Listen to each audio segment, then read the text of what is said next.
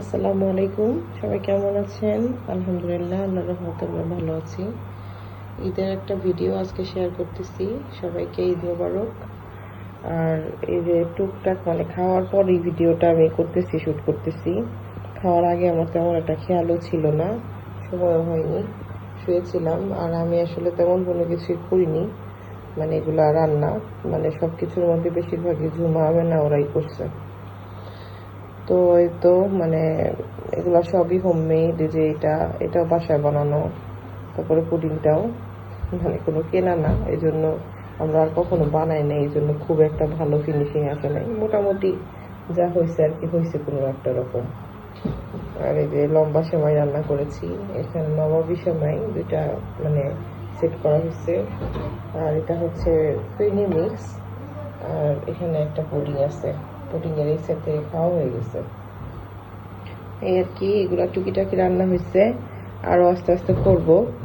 এখনো রাত্রেবেলায় এগুলো চান্দার দিনই এগুলো সবকিছু করে রাখা হয়েছে, মিষ্টি জিনিসগুলো। এখন আজকে তো ঈদের দিন মাত্র শুরু, সকাল সকাল ভিডিওটা করতেছি। তো ইনশাল্লাহ সারাদিন আর অনেক কিছুই করব, টুকিটাকি আপনাদের সঙ্গে শেয়ার করার চেষ্টা করব। মিষ্টি আইটেম খেতে খেতে হচ্ছে লাগতেছে, এই জন্য হচ্ছে যে আমি এখন খুব সুন্দর একটা নুডলস রান্না করছে, একদম অনেক ঝাল দিয়ে বেশি করে। ঝুমাও বলতেছিল যে মিষ্টি খাইতে আর ভাল লাগতেছে না আপু, তো এই জন্য আমরা এখন নুডলস খাবো। এই যে বাটি টাটি রেডি, এখন বসে বসে একটু নুডলস খাবো। মনি, আজকে কি বলো? ঈদ মোবারক, ঈদ মোবারক বলো, ঈদ মোবারক বলো। উঠো, উঠে বসো, কেক কাটতে হবে আব্বু, উঠো উঠো, কেক কাটবো বাবা, উঠে বসো, কেক কাটো। এই যে আমরা কেক বানিয়েছি, এখন আয়াস হচ্ছে উঠে একটু কেকটা কাটবে। ওর কাটার কোনো মনোযোগ নাই, ঘুম থেকে উঠে ওকে একটু পাঞ্জাবি পরিয়ে দিলাম। এখন সে পাঞ্জাবি পরে বসে হচ্ছে মোবাইলে ভিডিও দেখতেছে। আমি বলতেছি কেক কাটো, না, কথা শুনতেছে না। তো এই তো এখন ফোন কেটে ভিডিওটা অফ করে আমরা কেকটা কেটে নিব আর কি।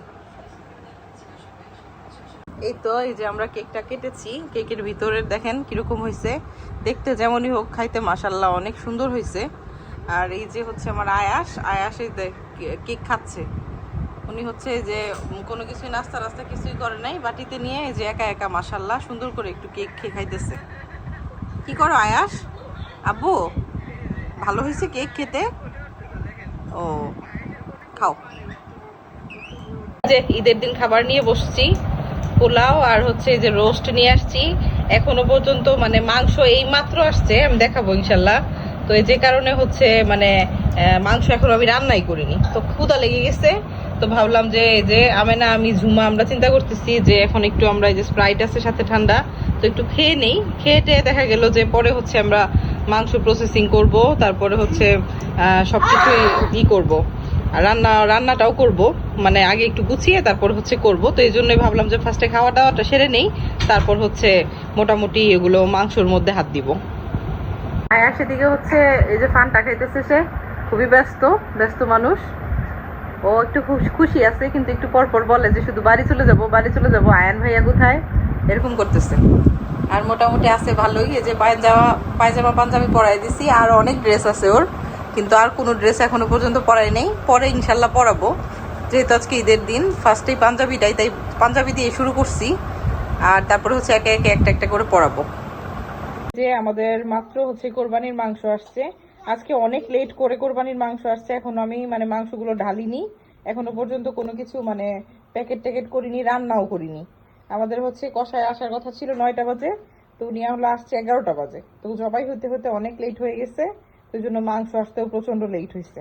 তো এখন হচ্ছে আমি এগুলো একটু ঢালবো, তারপরে হচ্ছে সবকিছু প্যাকেট করবো, কাকে দিব না দিব, তারপরে হচ্ছে সবকিছু রেডি করব।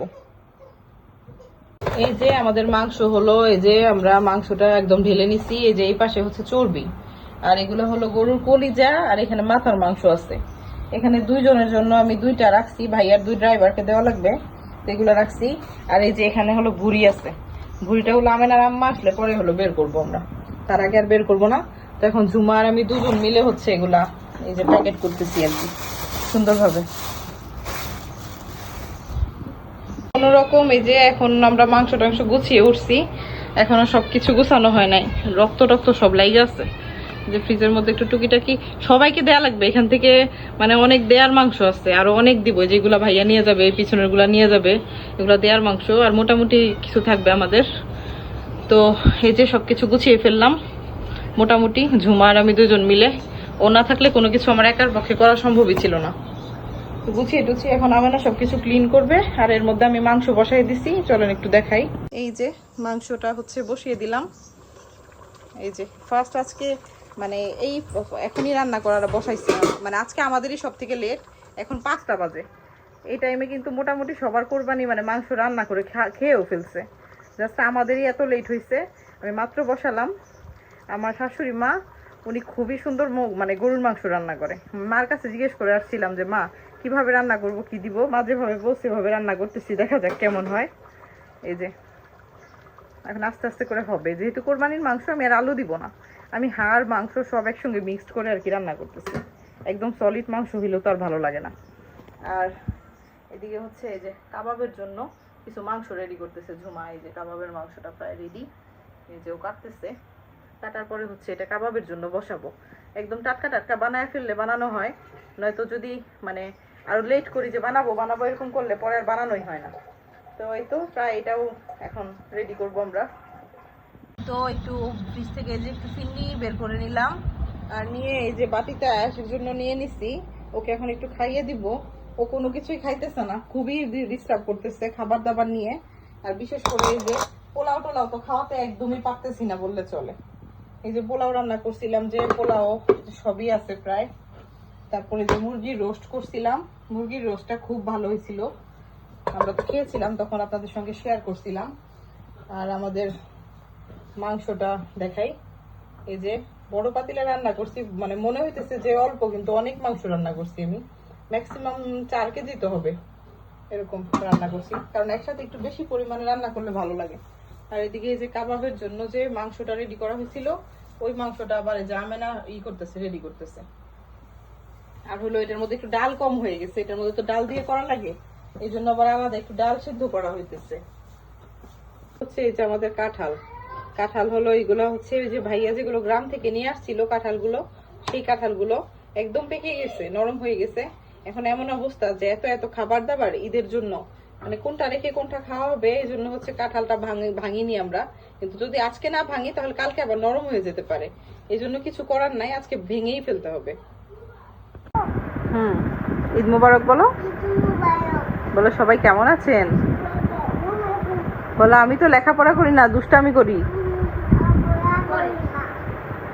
দুষ্টামি করি। আচ্ছা উঠো, উঠে বসো দেখি তোমাকে কেমন লাগছে।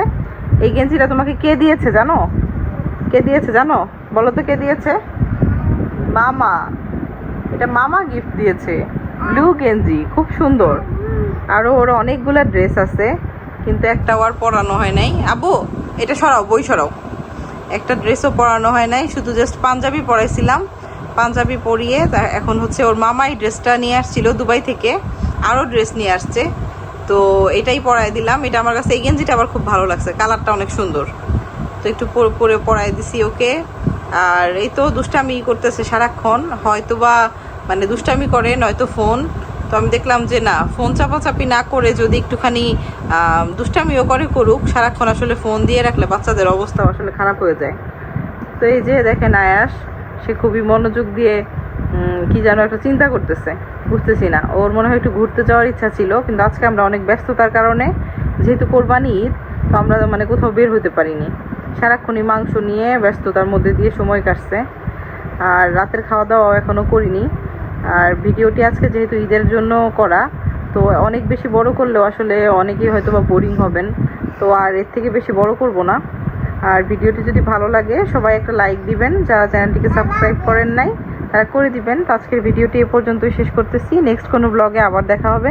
আজকের জন্য আল্লাহ হাফেজ দাও, আল্লাহ হাফেজ দাও।